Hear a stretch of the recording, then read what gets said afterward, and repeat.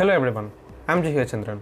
In this episode of Beeble's Mystery, we are going to see how Amazon Alexa was built and the difficulties it faced to power up the world's first smart speaker. So let's get started. Touchscreens everywhere, in phones, tablets, laptops, even in household products. Then comes a product from Amazon named Echo, which has no touchscreen and not even a display. When every company is going in a way, Amazon took a different path. Thus, the idea in Amazon's Lab 126 was different. Building a new way of communication device. It must make us feel like talking to a human being. It must do more than answering questions and playing music. We have to interact with it. We have to share things with it, as a friend, as a person. But Lab 126 has faced a lot of problems for building it, because nothing is easy when you're making something new. At first, Amazon Echo was started from a more futuristic project of Amazon named Project C. Project C was a mixture of AR and HoloLens based home appliance.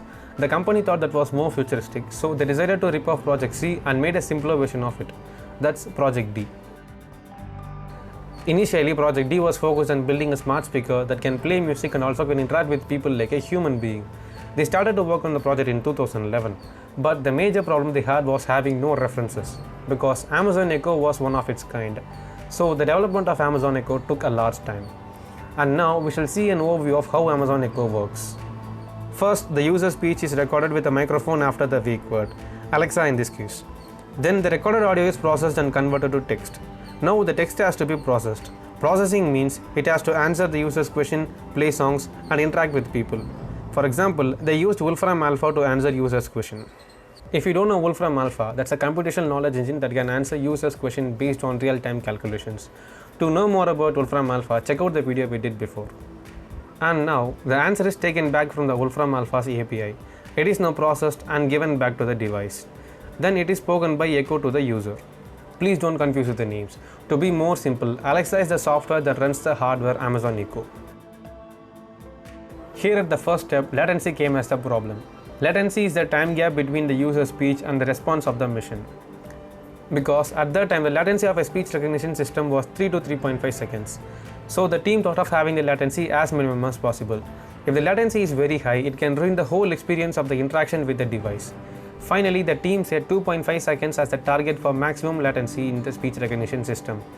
Then they presented the idea to the CEO Jeff Bezos. He was impressed but asked the team to reduce the latency to 1 second. The team was shocked and afraid of achieving the goal, but Jeff kept encouraging them. So what they planned was to collect as much data as possible and constantly applying them to reduce the latency. They also performed various speech analysis with multiple speech scientists to improve the product. Here, what they did was to get the data as soon as the user begins to speak and perform the operations after every word gets recognized. By that way, the team managed to get the latency down to 1.5 seconds. This is a huge difference in the latency from the competitors. So they moved to the next asset of the product, making the Alexa speak. The team was very concise in making the product more human-friendly and conversational. So they don't want Alexa to sound like a machine or a computer-generated voice. If they don't modify the way Alexa sounds, it reduces the reliability and doesn't give the user the feel of talking to a human being. So they gave Alexa a good voice and tone. But to make it more human-friendly, they experimented the voice of Alexa with Wizard of Oz experiment. Sounds different, right? It is so simple but effective. A human is sat in a room and the testers will ask questions or talk to the Echo. The replies are sent by the human through text to the Echo, but the human would reply with multiple varying sentence structures to the testers to get the maximum possible audio quality. For example, 50 people would go through the same script and ask questions to the Echo. The human types the answers with the varying style and sentence structure each time. The Alexa then replies with the text provided by the human. It was almost a psychological experiment to figure out what does it take to make people more excited. Thus, these efforts made Alexa to stand out from the crowd today. One of the biggest problems they faced was with microphone, because the mic must work simultaneously with speaker even when the music is playing at a noisy background. At first, they got an idea of using multiple voice points across the house. The user can interact with Echo using those voice points. But they thought that was not a good idea and it relatively increases the ease of access. And they had the option of using Fire TV's remote, using which the user can interact with the Echo. So early Echo products came released with the remote controller as an alternative mic. Later they removed the remote controller from the device and made the built-in mic more functional. At first, Echo was planned to be a conversational device, but they found it would take a lot of time and a lot of research has to be done to make Alexa more conversational that doesn't bore users. Meanwhile, they have seen an engineer working in Alexa controlling the Fire TV with Alexa. That made the CEO more inspired to make Alexa a smart hub to control the home. Thus, they built Alexa Skills. It offers additional capabilities and skills for Echo.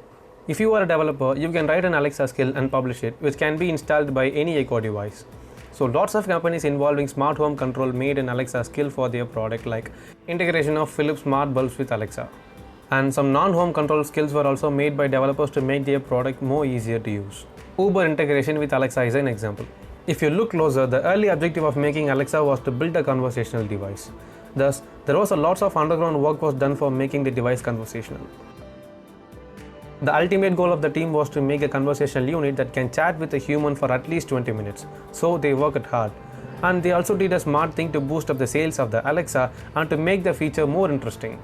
That was Alexa Prize. It was a contest for the universities to build a conversational unit that can make interesting, relevant and coherent chat that can keep the user more engaged. So 12 universities were selected for the contest. The universities made a social bot that can last up to 20 minutes with the judges and presented it to them for judging.